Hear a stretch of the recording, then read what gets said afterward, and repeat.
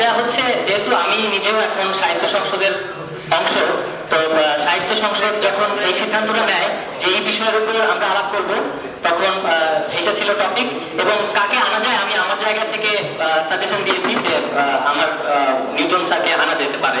তো সেই হিসেবে সাহিত্য সংসদ এটার সাথে অ্যাগ্রি করেছে যে হ্যাঁ আনা যেতে পারে। ওই জায়গা থেকে আসলে আনা। আর খুব বিশেষ উদ্দেশ্য তো আছেই। উদ্দেশ্য হচ্ছে যে একজন মানুষ যার কথাবার্তা শুনতে চাই তার কথাবার্তা শোনার একটা ব্যবস্থা হওয়া, সেটা একটা টপিক দিয়ে করলে ভালো হয় ওই জায়গা থেকে। আর মূল যেটা সেটা হচ্ছে যে যেহেতু প্রত্যেকটা সংগঠনে আমাদের এখানে একটা উদ্দেশ্য থাকে, একটা টপিক সে সিলেক্ট করে এবং সেখান থেকে আমি আমার জায়গা থেকে একটা প্রস্তাব করেছি একটা নাম, সেটার সাথে যেহেতু সেই সংগঠন অ্যাগ্রি করেছে তখন আর আমাদের কাছে কোনো সমস্যা মনে হয়নি আর কি স্যার। ধন্যবাদ। আমার নাম সোহেল, আমি শাস্ত্রে আছি ওদের সঙ্গে পড়ি। প্রথম কথা হচ্ছে যে আমি অনেকগুলো এদের সঙ্গে নানান রকম আড্ডা দিই, আড্ডায় কিছু প্রশ্ন আমার জমে যায়। যে প্রশ্নগুলো কিছুদিন আগে জমছে, আমি ভাবছিলাম এই বক্তৃতার মধ্যে দিয়ে কিছু প্রশ্নের উত্তর খোঁজা যায় কিনা। তার মধ্যে আমরা অধিকাংশ যারা ওখানে সেদিন প্রশাসনের সঙ্গে রাত্রি যাপনের সঙ্গে গিয়েছিলাম, মানে শীত যাপন বলা হতে পারে, শীত যাপনের মধ্যে গিয়ে বহুজনের আমাকে সঙ্গে যখন টঙে আলাপ হচ্ছিল যে ভাই যে কয়েকদিন আগে যে মাস্টারকে দেখলাম প্রোগ্রেসিভ কবিতা লিখে, আগে নয় ক্যাডার ছিল এখন তো প্রোগ্রেসিভ, দরজা থেকে মানছে, আমাদের মারতে আসছে, ছাত্রলীগ তো আসছে না। এই নানান উত্তরের জায়গায় সবগুলো উত্তর হয়তো আমার পক্ষে দেওয়া সেই সময় সম্ভব হয়নি। এখন আমি যেভাবে উত্তরগুলো খোঁজার চেষ্টা করেছিলাম তা মিলিয়ে নিচ্ছে। এখন মিলিয়ে নেওয়ার প্রথম কথা হচ্ছে যে যখন একজন পুলিশ অফিসারের একজন উচ্চ পর্যায়ের, সেটা পুলিশের সবচেয়ে বড় উচ্চ পর্যায় থেকে শুরু করে পুলিশ সুপার পর্যন্ত, তার সাথে মিনিমাম একটা কথা বলা যায়। কিন্তু তার সাইডে যিনি থাকেন কনস্টেবল, এবং ওই কনস্টেবল যদি কখনো কখনো হয়ে ওঠে, মানে ছাত্রটা অনেক জিজ্ঞাসা ছিল যে প্রভোস্ট, একজন সহকারী প্রভোস্ট, তিনি যা তাদের আক্রমণ করছেন, ফিজিক্যালি হাসাল করছেন, সহকারী প্রক্টর তিনি করতে পারেন, সহকারী প্রভোস্ট পারে কিনা। তা আমি অনেকক্ষণ শেষ হয়ে ভাবছিলাম আপনার বক্তৃতা শুনে এরকম যে এগুলো পারা যায়। ধরেন যিনি এমনিতে কনস্টেবল ডিউটি দিচ্ছে তার এক ধরনের ক্ষোভ থাকে, তিনি সবসময় এসপির চেয়ে বড় পাওয়ার দেখান, আর সবচেয়ে বড় পাওয়ার দেখান তিনি যিনি ধরেন এসপির ওয়াইফের সঙ্গে ডিউটিতে থাকেন, তিনি তো নিজেকে পাওয়ারফুল মনে করেন। ফলে আমরা যে বাস্তবতার মধ্যে দিয়ে এই যে প্রশাসনের সঙ্গে বোঝাপড়ার মধ্যে দিয়ে যে যাপন, এই যাপনের মধ্যে দিয়ে যে প্রশ্নগুলো কিছু জিজ্ঞাসা তৈরি হয়েছিল বিভিন্ন জনের, মানে একদল শিক্ষক এখানে ছিলেন, মানে তারা থাকলে আরো এই কথাগুলো ভালো হতো যে যে পরিস্থিতির মধ্যে দিয়ে আমরা রাত্রি যাপন করতে গিয়েছি, সেই রাত্রি যাপনের মধ্যে দিয়ে এদের ভূমিকা এবং এই ভূমিকার পরিপ্রেক্ষিতে এই বক্তৃতা আমাদের কতটুকু ভূমিকা রাখবে, আমার কিছু জিজ্ঞাসার উত্তর করেছি। অন্য যারা সেখানে রাত্রি যাপন করতে গিয়েছে তারাও যদি উত্তর খোঁজার চেষ্টা করে তাহলে এর পরের বক্তৃতা, আর যেটা আপনি বলেছেন আরেকটি জায়গায় যে লিডারশিপ ন্যাচারালি তৈরি হবে, এই জায়গা থেকে আরেকটু ভাবা যেতে পারে পরিস্থিতি লিডারশিপ তৈরি করবে। এটা আমি ন্যাচারালি না বলে বলতেছি এক সিচুয়েশন এক ধরনের লিডারশিপ তৈরি করবে কে লিখিংটা থেকে।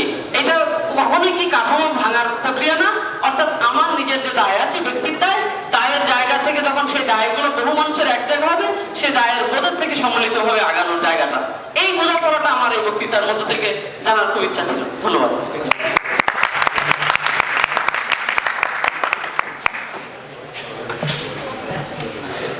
হ্যালো, আমি সুমাইয়া। আমরা মানে আপনার সাথে আজকে আমার প্রথম পরিচয়। তো প্রশ্নটা হচ্ছে আপনাকে নিয়ে। জীবনের প্রত্যেকটা ক্ষেত্রে যখন আপনি ছাত্র ছিলেন বা এখন আপনি শিক্ষক বা আপনার আচ্ছা মানে ছাত্র সত্তা অথবা শিক্ষক সত্তা সাথে ব্যক্তির যে নিউটন সত্তাটার পার্থক্যটা কেমন, বা ব্যাপারটা কি কখনো সাংঘর্ষিক হয়ে ওঠে, বা যদি কখনো সাংঘর্ষিক হয়ে ওঠে তখন আপনি কি করেন? মানে প্রশ্নটা আপনাকে নিয়ে। এখানে সবাই অনেক বড় বড় প্রশ্ন করছে, আমার প্রশ্ন আসলে এত বড় কিছু নিয়ে নয়, তো প্রশ্ন শুধু আপনাকে। তো আপনি একটু না, সাংঘর্ষিক হয় না, হয় না। ধরেন আমি যে বিশ্ববিদ্যালয়ের শিক্ষকতা করি এটা আমার আসলে মনে থাকে না, এটা মানে বিশেষ বিশেষ পরিস্থিতিতে মনে পড়ে বাইরে থেকে নানান ঘটনার কারণে।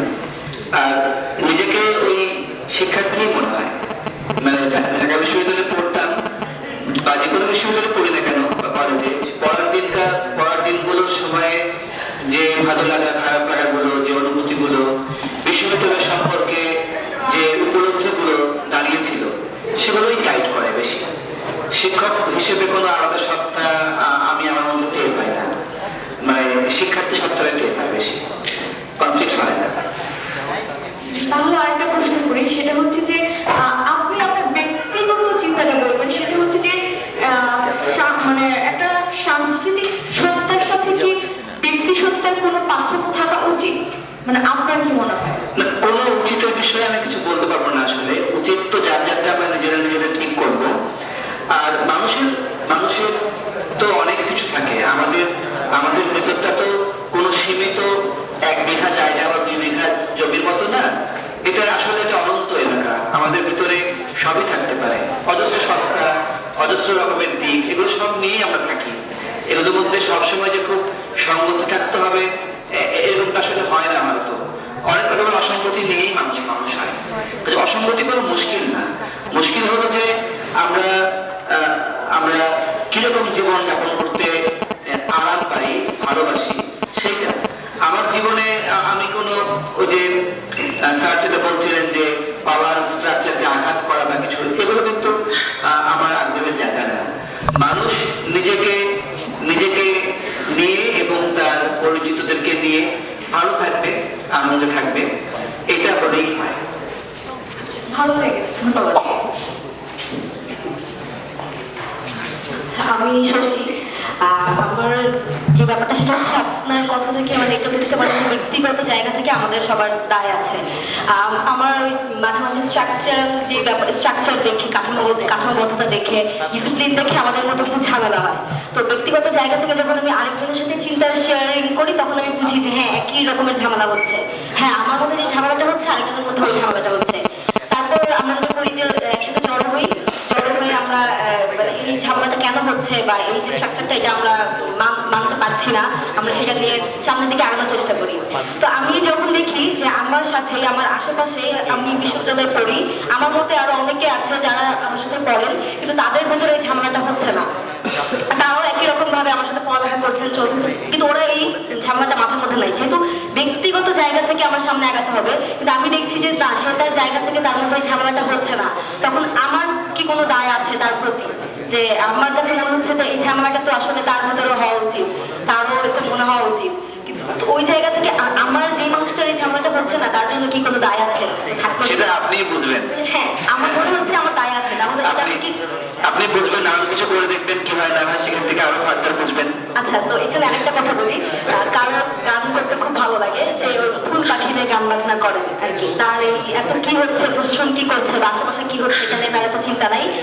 যাই হোক, সে তার মতো করে গান বাজনা করে যেতে চায় এবং আশেপাশে কোনো চিন্তা সে করছে না, সে ভয়েও থাকতে চাচ্ছে এবং সেও আমাদের সাথে পড়ালেখা করছে। তো সেক্ষেত্রে মানে ব্যক্তিগত জায়গা থেকে বা তাকে তার সাথে তার ক্ষেত্রে দায়বদ্ধতা কিরকম হতে পারে? দায়বদ্ধতা বলতে পারবো না, সেটা আপনি ঠিক করবেন, আমরা সবাই নিজেটা ঠিক করবো। কিন্তু হয় কি, একটা ছেলে বা মেয়ে নিজের মনে নিজের মতো করে গান নিয়ে পড়ে আছে, সে বাইরের কোনো জিনিস চিন্তা করছে না, এটা আমরা তো নিশ্চিত হচ্ছে কিভাবে?